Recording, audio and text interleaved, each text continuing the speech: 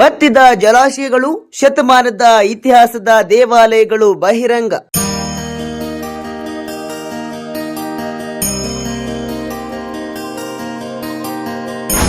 ನೀರಿನ ಸಂಕಷ್ಟದ ನಡುವೆಯೂ ಹತ್ತಾರು ದೇಗುಲಗಳು ಜನರಿಗೆ ದರ್ಶನ ನೀಡುತ್ತಿವೆ.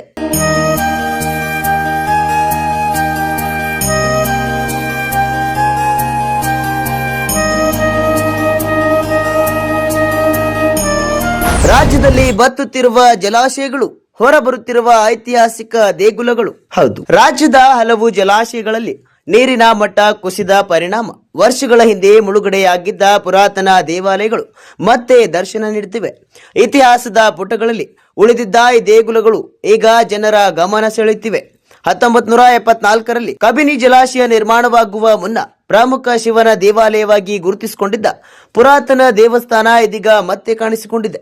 ನೀರಿನ ಮಟ್ಟ ಇಳಿಕೆಯಿಂದ ಈ ದೇಗುಲದ ಅವಶೇಷಗಳು ಭಕ್ತರು ಹಾಗೂ ಪ್ರವಾಸಿಗರ ಗಮನ ಸೆಳೆಯುತ್ತಿವೆ. ಇದೇ ವೇಳೆ ಕಿತ್ತೂರು ತೆರಣಮುಂಟಿ ಸಮೀಪದಲ್ಲಿರುವ ಮಾಂಕಾಳಮ್ಮ ದೇವಸ್ಥಾನದ ಮೇಲ್ಭಾಗವು ನೀರಿನಿಂದ ಹೊರಬಂದಿದೆ. 1943ರಲ್ಲಿ ನಿರ್ಮಾಣಗೊಂಡಿದ್ದ ಈ ದೇಗುಲವು 2013ರಲ್ಲಿಯೂ ಇದೇ ರೀತಿ ದರ್ಶನ ನೀಡಿತ್ತು. ಇದೀಗ ಮತ್ತೊಮ್ಮೆ ಜನರಿಗೆ ಕಾಣಿಸುತ್ತಿದ್ದು ಸ್ಥಳೀಯರಲ್ಲಿ ಕುತೂಹಲವನ್ನ ಮೂಡಿಸಿದೆ. ಕೊಡಗು ಜಿಲ್ಲೆಯ ಕುಶಾಲನಗರ ತಾಲೂಕಿನ ಚಿಕ್ಲಿಹೊಳಿ ಜಲಾಶಯದ ಹಿನ್ನೀರಿನಲ್ಲೂ ಪುರಾತನ ಶಿವನ ದೇವಾಲಯ ಕಾಣಿಸಿಕೊಂಡಿದೆ. ಹಲವು ವರ್ಷಗಳಿಂದ ನೀರಿನಡಿಯಿದ್ದ ಈ ದೇವಾಲಯ ಇದೀಗ ಇತಿಹಾಸದ ನೆನಪುಗಳನ್ನು ಮರುಕಳಿಸುತ್ತಿದೆ. ಮಂಡ್ಯ ಜಿಲ್ಲೆಯ ಶ್ರೀರಂಗಪಟ್ಟಣ ತಾಲೂಕಿನ ಕೃಷ್ಣರಾಜಸಾಗರ ಜಲಾಶಯದ ಹಿನ್ನೀರಿನಲ್ಲಿ ಮುಳುಗಡೆಯಾಗಿದ್ದ ಬೋರೆ ಆನಂದೂರಿನ ನಾರಾಯಣಸ್ವಾಮಿ ದೇವಸ್ಥಾನವು ಈಗ ಮತ್ತೆ ದರ್ಶನ ನೀಡುತ್ತಿದೆ. ಈ ಅಪರೂಪದ ದೃಶ್ಯವನ್ನ ಕಣ್ತುಂಬಿಕೊಳ್ಳಲು ಪ್ರವಾಸಿಗರು ಹೆಚ್ಚಿನ ಸಂಖ್ಯೆಯಲ್ಲಿ ಆಗಮಿಸುತ್ತಿದ್ದಾರೆ.